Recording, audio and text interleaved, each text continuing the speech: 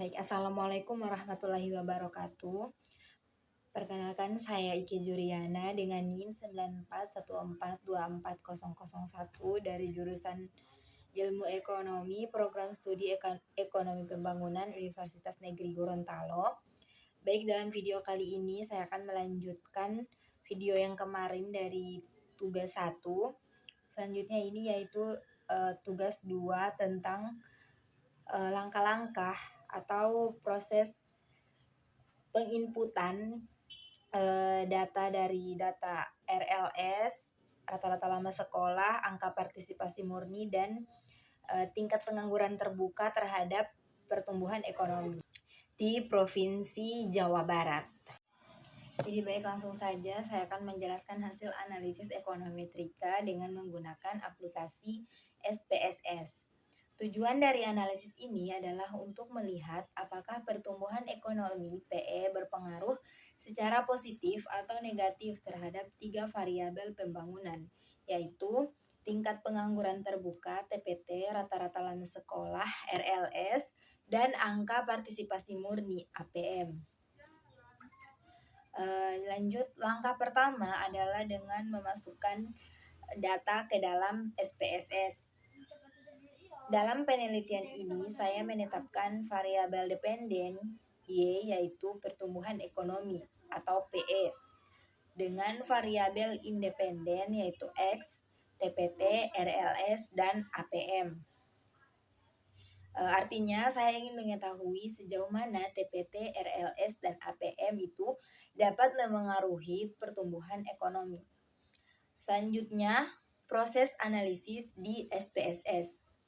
Setelah data dimasukkan, langsung melakukan analisis dengan menu Analyze Regression Linear. Kemudian saya memilih PE sebagai dependent variable dan TPT, RLS, serta APM sebagai independent variable. Selanjutnya kita masuk pada bagian aplikasi SPSS, terus masuk di bagian variable view dengan menuliskan di kolom pertama itu yaitu ada RLS. Jadi baik, APM, langkah yang pertama TPT, yaitu kita dengan buka aplikasi PE. SPSS Untuk dan kolom langsung pertama ke ini menu variabel harus view. sesingkat mungkin. Langkah kedua dengan mengisi tabel nama kita itu menulis dengan di yang pertama bagian value, yaitu bagian di sini boleh menggunakan kalimat yang lebih panjang. Seperti di sini yang pertama itu ada RLS, rata-rata lama sekolah, dan kolom kedua itu ada angka partisipasi murni, kolom ketiga itu ada tingkat pengangguran terbuka, dan kolom yang terakhir itu ada pertumbuhan ekonomi.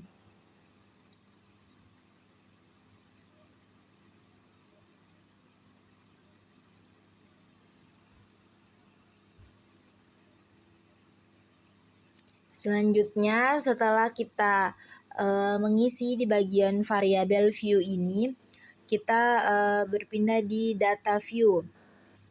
Di sini sudah berubah di bagian atasnya itu ada variabel PE, TPT, APM, dan juga RLS. Langsung saja di sini kita memasukkan data yang sudah kita punya dengan memasukkan satu persatu ataupun sekaligus.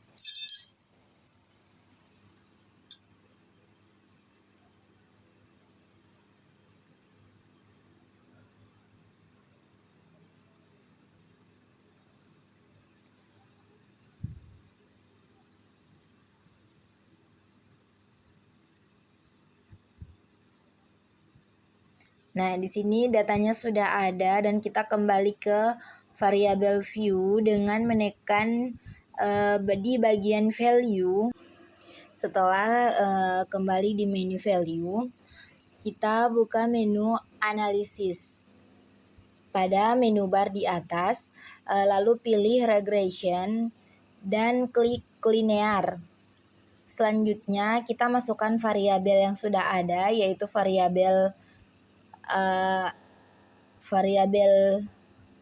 Y itu untuk PE dan variabel X itu ada RLS dan juga APM dan TPT. Masukkan variabel itu akan muncul kotak dialog linear regression. Setelah itu kita masukkan variabel sesuai dengan model yang tadi. Untuk dependen itu Y, pertumbuhan ekonomi, dan independen X itu TPT, RLS, dan APM. Untuk memindahkan variabel, kita bisa mengklik nama dari variabel di daftar, lalu klik tombol arah panah. Setelah kita mengklik arah panah itu, maka akan muncul interpretasi dari output itu sendiri. Jadi lanjut, yang pertama itu ada model summary. Pada bagian model ini terlihat bahwa nilai R square sebesar 0,588, artinya sekitar 58,8% variasi pertumbuhan ekonomi dapat dijelaskan oleh variabel tingkat pengangguran terbuka dan rata-rata lama sekolah. Sisanya 41,2% dijelaskan oleh faktor lain di luar model ini. Nilai adjust R square juga cukup baik, yaitu 0,513. Yang kedua ada uji F ANOVA. Pada tabel ANOVA, nilai F hitung sebesar 7,81% dengan signifikan 0,08%. Maka model regresi secara keseluruhan signifikan. Artinya, tingkat pengangguran terbuka dan rata-rata lama sekolah secara bersama-sama berpengaruh terhadap pertumbuhan ekonomi. Lanjut, yang ketiga itu ada uji T koefisien. Pada tabel koefisien ini kita bisa melihat pengaruh masing-masing variabel. Yang pertama itu ada rata-rata lama sekolah memiliki koefisien minus 2,337 dengan nilai signifikansi yaitu 0,016. Karena nilai signifikan kurang dari 0,05 maka H0 ditolak. Artinya rata-rata lama sekolah berpengaruh negatif signifikan terhadap pertumbuhan ekonomi. Jadi semakin tinggi rata-rata lama sekolah justru pertumbuhan ekonomi cenderung menurun. Hal ini bisa terjadi misalnya karena peningkatan pendidikan tidak langsung diiringi dengan peningkatan kesempatan kerja. Yang kedua itu ada tingkat pengangguran terbuka memiliki koefisien minus 1,277 dengan nilai signifikansi 0,09. Karena nilai signifikansi kurang dari 0,05 maka H0 ditolak. Artinya tingkat pengangguran terbuka berpengaruh negatif signifikan terhadap pertumbuhan ekonomi. Secara logika, semakin tinggi pengangguran maka pertumbuhan ekonomi akan menurun. Yang ketiga itu ada angka partisipasi murni. Tidak masuk dalam model terlihat di tabel exclusive variables dengan nilai signifikan lebih besar dari 0,05.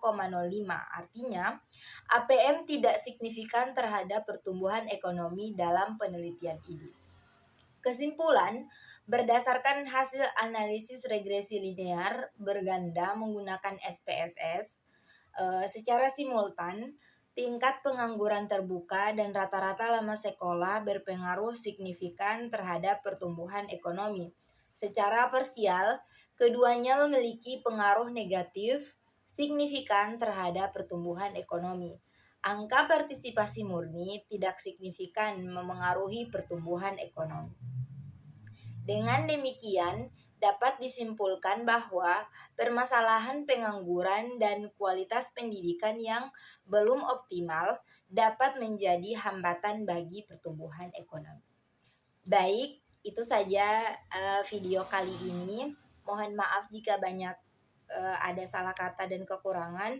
Wabillahi taufiq wal hidayah. Wassalamualaikum warahmatullahi wabarakatuh.